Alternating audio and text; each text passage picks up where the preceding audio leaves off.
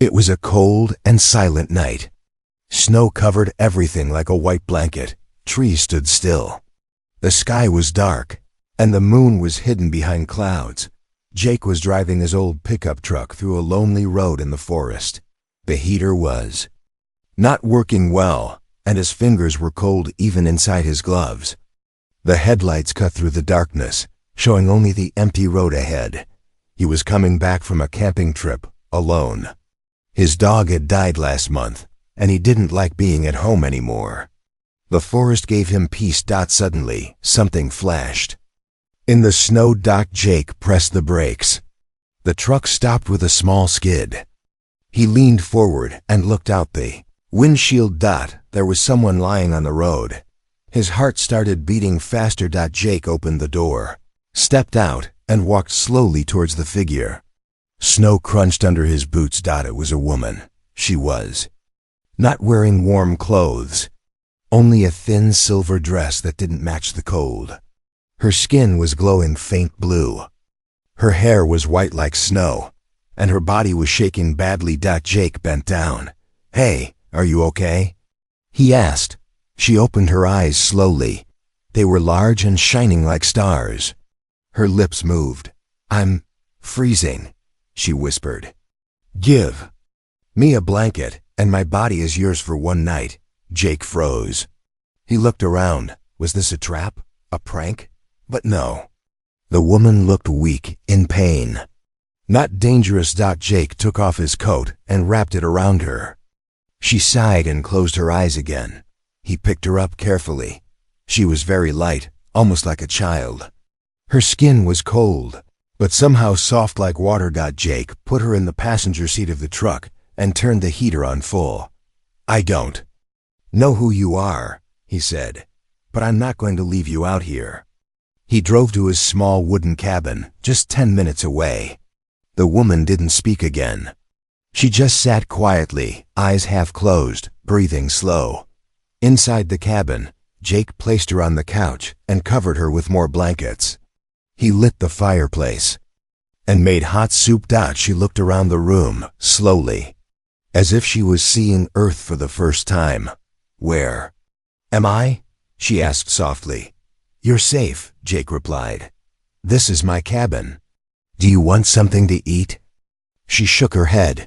"Your world is cold." Jake looked at her face. Her skin was changing.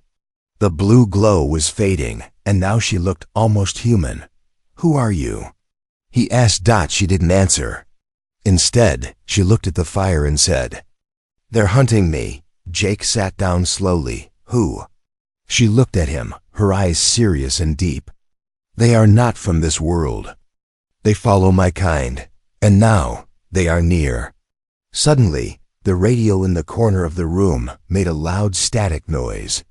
Then it went silent. The clock on the wall stopped ticking. Jake stood up. "What the hell?" The woman closed her eyes and whispered something in a strange language. A moment later, everything returned to normal. The clock started ticking again. The fire burned normally. The radio played soft music. Jake stared at her. "You're not human, are you?" She opened her eyes and gave a small, tired smile. "I'm not here to hurt you," she said. "I just needed warmth and safety, just for tonight." Jake didn't know what to think. This was all too strange. But deep inside, he didn't feel fear. He felt something else. Curiosity. And maybe something more. Outside, the wind howled louder. The woman looked at the door and whispered, "They are coming." Jake did not sleep that night.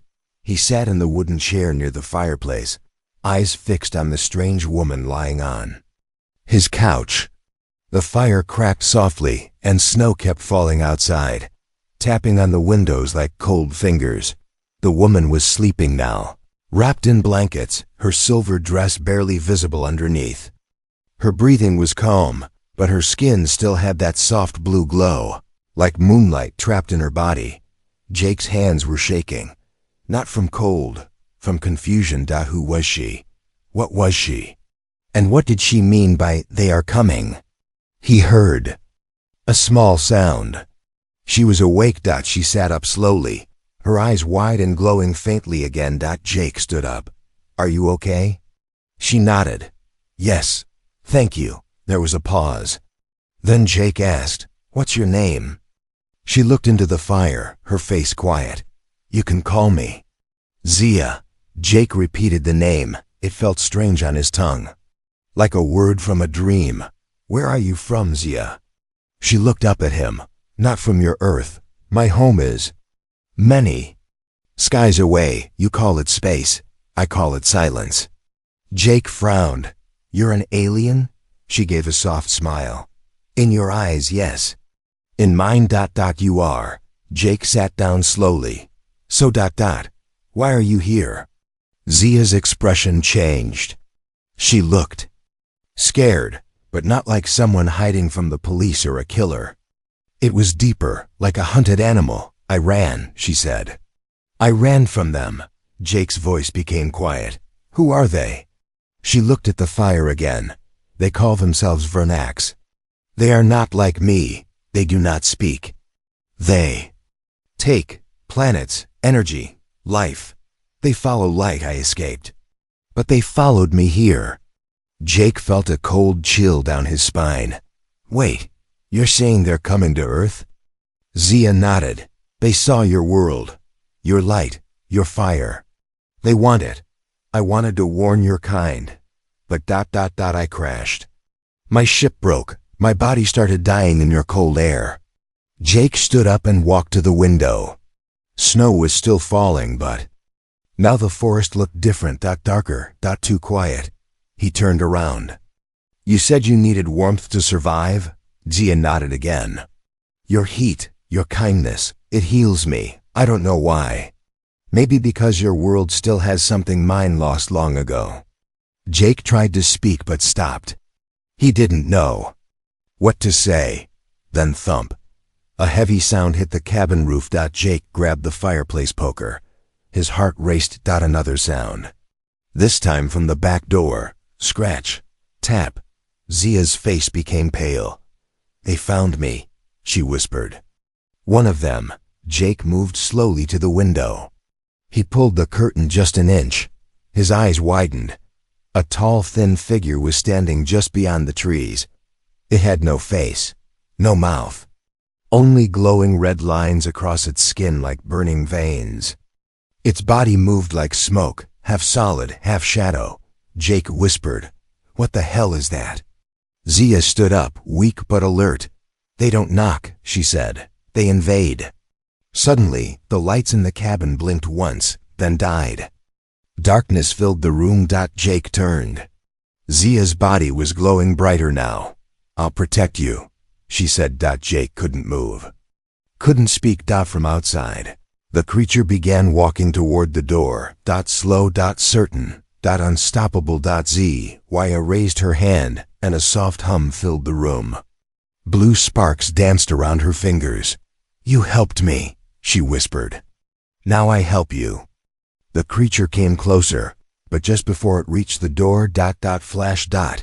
A bright wave of light burst from Zia's body. The creature screamed, but not with a voice. The walls shook. The windows cracked. Then silence.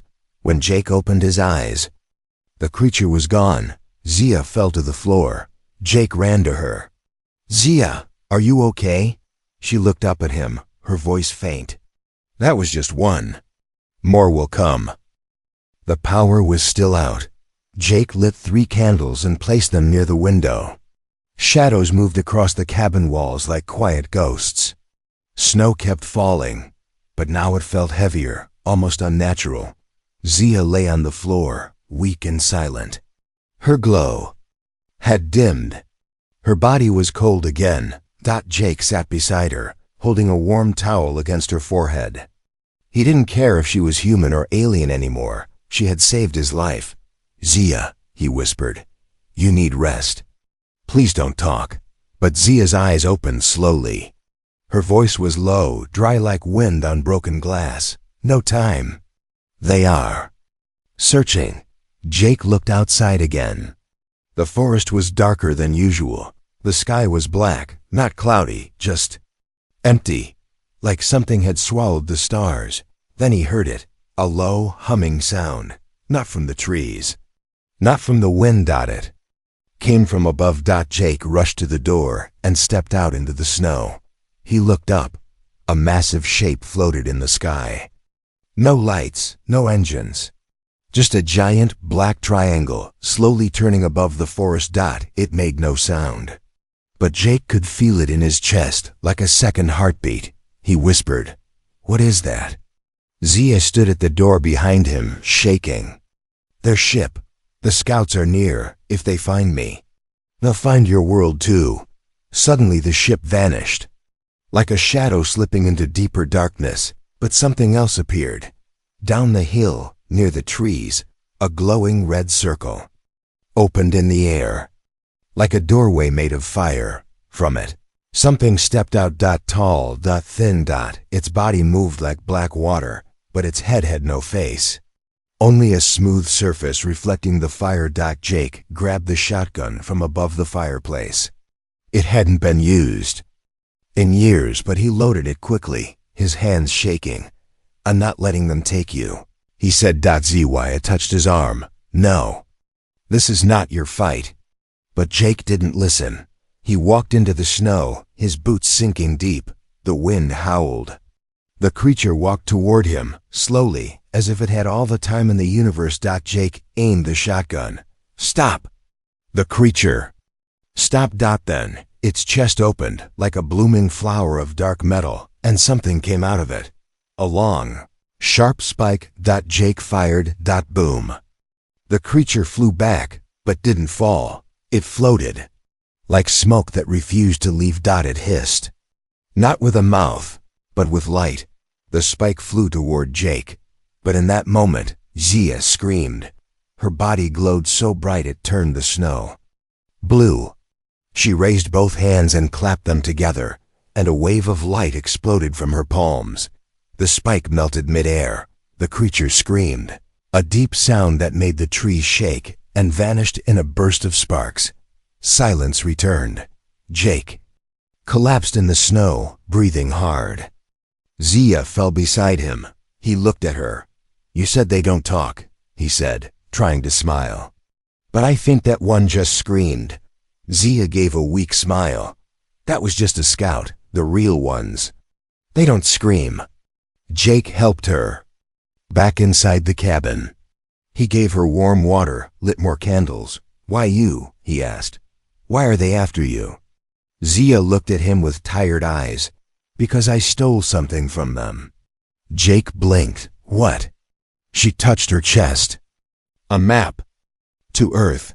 I was supposed to lead them here. But I changed my mind. I ran. Now they want me dead." Jake felt his stomach turn. "So, Earth wasn't an accident?" Zia nodded. "It was the next target." Jake looked at the window. "What happens if they find you?" Zia looked away. "Then, Earth is lost." The next morning came slowly. There was no sunrise. The sky remained gray, as if the sun was afraid to rise. Inside the cabin, it was quiet, too quiet. The radio was dead. The clock had stopped again, and the fire had gone out, even though it still had wood. Jake sat on the floor beside the couch. His eyes were tired. He hadn't slept. His shotgun was on the table. He didn't know if it would help again. Zia lay still, wrapped in every blanket he owned. Her skin had lost its blue glow. Now she looked almost human, except for her eyes. They were wide open, staring at the ceiling. But she wasn't blinking. Jake leaned closer. "Zia?" No answer. He touched her forehead. Cold. He put his hand under her wrist. No pulse. His throat tightened. No, don't do this," he whispered. He placed both hands on her shoulders and gently shook her. "Zia, wake up. You said you'd protect me, but I didn't save you yet." Still nothing. He stood up and started pacing. Think.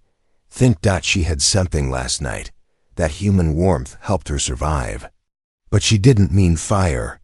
She meant something else. Then Jake remembered her exact words. "Your heat, your kindness." It heals me. Jake walked back, sat down, and did something he never imagined. He took off the blankets and lay beside her, holding her carefully in his arms. Her body was ice cold. He wrapped the blankets over them both and closed his eyes. I don't know if this will work, he said softly, but if you're still in there, come back. For a long time there was nothing, then a faint glow. Her skin started to shimmer, like moonlight through water. Her fingers twitched, and then Zia took a deep, gasping breath. Jake opened his eyes. Zia? She turned her head slowly and looked at him. Her eyes filled with light and a strange sadness. You gave me life, she said. Without touching my world, you touched my core. Jake laughed in disbelief, half crying. You scared the hell out of me. Zia smiled faintly. Now you know how I feel every moment here. He sat up, gently helping her do the same. I don't understand how this works, Jake said. Why does human touch help you? Zia looked out the window. Because it's rare. We lost it long ago. On my world, we forgot what warmth meant. Real warmth, connection, emotion. We evolved into logic. Control, machines. But I was born different. I wanted more. Jake stared at her. So you left? I was supposed to guide the Vernax to your planet, she said. But when I saw Earth, I saw people laughing, crying, fighting, feeling. I didn't want to take that away. Jake said nothing. His chest felt heavy. Zia looked at him. You don't have the strongest weapons, or the fastest ships. But you have something they fear, something they cannot copy. Jake raised an eyebrow. What? She touched his chest just over his heart. This. He swallowed hard. Suddenly, the candles flickered. The light dimmed again. Zia turned toward the door. They're close, she said.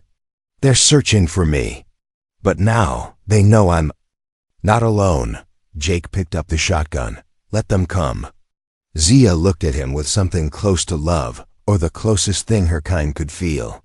If they see you helping me, she said, they'll hunt you too. They don't forgive. Jake took a breath. Good. I don't forgive either. She smiled. Then we fight. Together. But before they could plan anything, a deep rumble shook the ground. The Windows VIBRAT.Z, why a single quote's S smile faded. That's not a scout. Jake stepped to the window. Outside, something massive was moving. Through the forest. It wasn't walking. It was floating. And it was alive. For the first time in days, the snow stopped. But it didn't feel peaceful.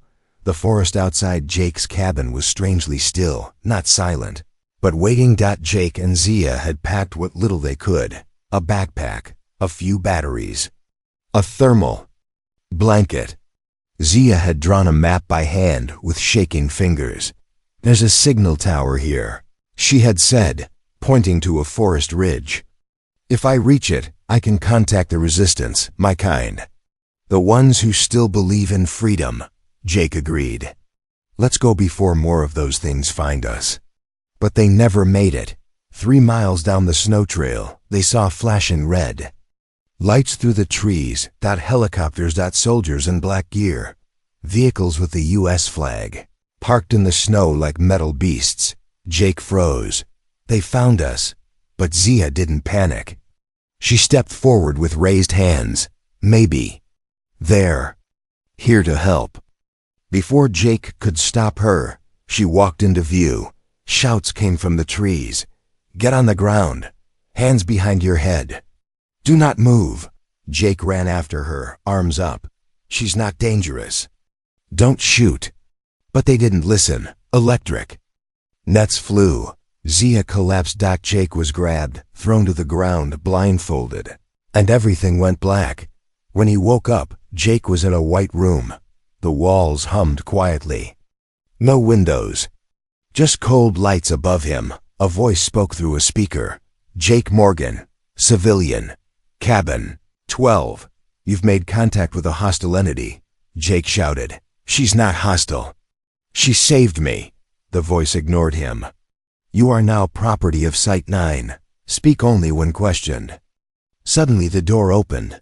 A man in a lab coat entered, tall, smiling, but not kindly. I'm Dr. Lang, he said. You saw her, didn't you? The girl. Jake clenched his fists. Her name is Zia. Lang nodded. Yes, Zia. That's what she calls herself. But she's not a girl. She's an interstellar key. And keys unlock things. Jake stood up. You don't understand. She's being hunted by... Lang interrupted. The Vernax, yes, we know. Jake was shocked. You knew? Lang smiled wider. We didn't just know. We made contact. With them, years ago. The room felt colder now. You what? Jake whispered. Lang walked slowly around the table. We thought we could control them. Use their technology. Trade human volunteers for information. But then, Zia ran, and now the deal is broken. Jake stared at him, sick to his stomach. You sold out Earth? Lang shrugged. Survival takes sacrifice. You're just one man. She's just one alien. But the Vernax, their power, future, control. Jake took a step forward, fists clenched.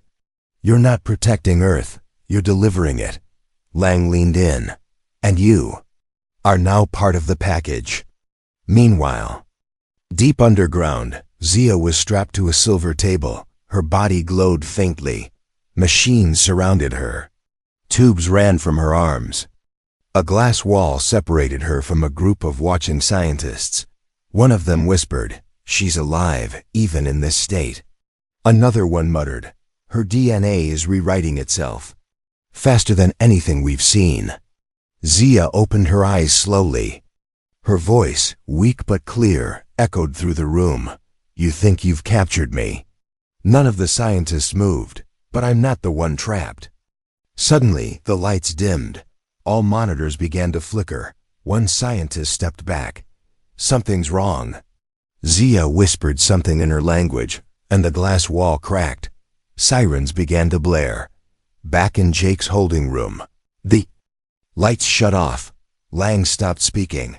Red emergency lights turned on. Jake looked around. What's happening? Lang ran to the door and hit the alarm button. Then he turned, his face pale. She's awake. Somewhere deep in the facility, Zia broke the restraints. Alarms screamed. Soldiers ran. But the hallway lights failed one by one, as if the building itself was scared. Zia walked forward, barefoot, her silver dress torn, her skin glowing. Brighter now, she passed a security camera. She looked straight into it and whispered one word. Jake. Asterisk red lights pulsed across the underground facility like a beating heart gone mad. The air smelled like metal, smoke, and panic. Jake ran, barefoot, bloody-knuckled, bruised. The echo of boots behind him told him he was being hunted. But he didn't stop. Somewhere Zia was awake. Somewhere. She was calling him. He didn't know how he knew. He just felt it. Flashback. Minutes earlier, Jake had broken out of the white room during the alarm. One guard. One lucky punch. A stolen KEYCARD. Now he moved through empty corridors. Where even the cameras didn't blink anymore. Everything was going dark. And not just inside the building. Zia walked through a corridor of shattered lights. Her eyes glowed like stars. Her feet left faint trails of heat on the cold floor. Sirens howled, but no one stopped her. Not anymore. She had touched human emotion. She had tasted warmth. And now, nothing could hold her. Not pain.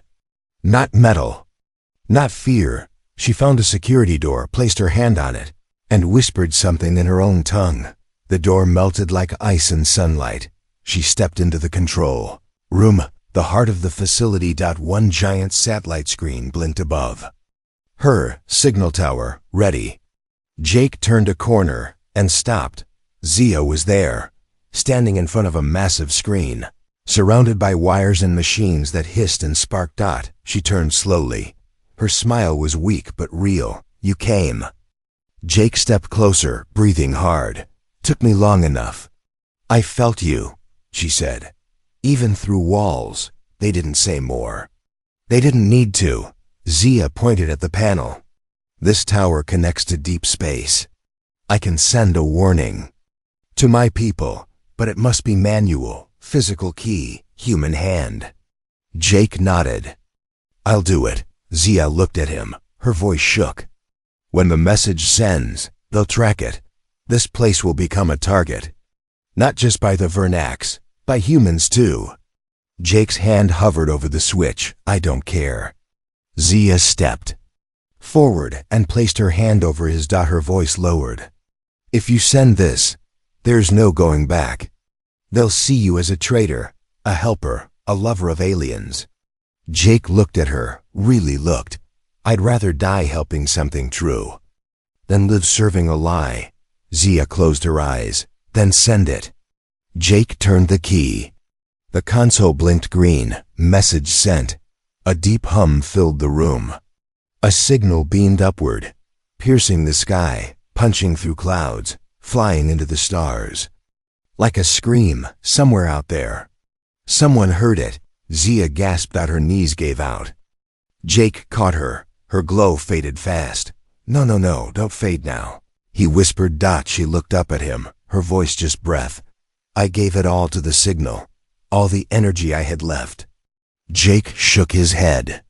No, there has to be another way. Zia touched his cheek. Your warmth brought me back once, she whispered. But now it's time to give yours to the stars. And with one last breath, she smiled and turned into light. Pure golden light, rising from his arms, floating upward into the satellite dish, and then gone. The room fell silent. Only Jake remained, sitting on the cold floor. Alone. But not broken. He looked up at the blinking message log. Transmission received. Response inbound. Jake stood slowly. Outside, the earth rumbled. The real war was coming, but so was hope. The forest was burning, not with fire, but with light. From the mountains to the lakes, strange blue storms shimmered in the sky, dancing like ghost flames. Trees stood like shadows under the flashing sky. Birds had stopped singing. Above it all, the Vernax ship returned, bigger than before, a floating triangle, silent and endless, like a mountain in the sky. They had come for Zia, but Zia was gone, and Jake was still here. He stood alone at the edge of the forest where his cabin used to be. Now it was nothing but ashes and broken wood. The blast from the satellite signal had destroyed everything around him. But Jake didn't run. He held Zia's pendant, a small silver crystal she had dropped before she vanished into light. It pulsed softly in his hand, like a heartbeat. Behind him, tanks rolled through the trees. Soldiers in black surrounded him. A voice shouted, Jake Morgan, step down. You are under arrest for treason and alien contact. Jake didn't move. He just stared at the sky. They're coming, he said, calmly. And you're not ready. Suddenly, a sound ripped through the sky, a high-pitched vibration, like metal screaming through space. The Vernax ship opened. A beam of red light shot down to the earth, carving a deep line across the forest. The ground shook, animals ran, trees fell. The air turned electric. Then silence, and a figure appeared inside the red light. Not Zia, something worse. A Vernax commander. 10 feet tall. Skin like melted steel, arms too long, no mouth. Only eyes that blinked in patterns, like a machine learning to feel. Jake raised his hands, but didn't step back. He wasn't afraid anymore. The commander walked forward, slowly, scanning Jake's face. Jake said nothing, but then the crystal in Jake's hand began to glow brighter. It floated up, and a voice echoed from it. Soft, familiar Zia's voice. Jake, this is my final gift. They came for a signal. Give them something else. The Vernax commander stepped closer. Jake understood now that it wasn't about weapons. It was about choice. Zia had carried the map to Earth. Jake now carried her light. He had one chance. Jake lifted the crystal above his head and crushed it. Boom. The sky turned white. A wave of golden energy shot out in all directions, not an explosion, but a message. A feeling, a blast of pure emotion, memory, pain, love, fear, kindness. Every human heartbeat in one burst. The Vernax commander fell to its knees. All across the ship above, red lights turned blue. They weren't built to feel. But now they could. And it broke them. Hours later, the ship was gone. No soldiers, no sound, only wind in the trees. Jake lay on the snow, eyes open, staring at the stars. He was alive. Barely. The pendant was gone, but the message was sent. 1 week later, a young girl in Japan looked up at the night sky and saw a fallen star. She made a wish. In South America, a farmer heard a whisper in his radio, a woman's voice speaking softly in a language he'd never heard, but somehow understood. In space, somewhere far away, a silver ship changed course, headed toward Earth. And in the forest where Jake once stood, fireflies danced around a new tree growing from the frozen soil. Its leaves shimmered with soft blue light, and at its base, someone had carved a message in the wood. One night, one choice, one life changed everything.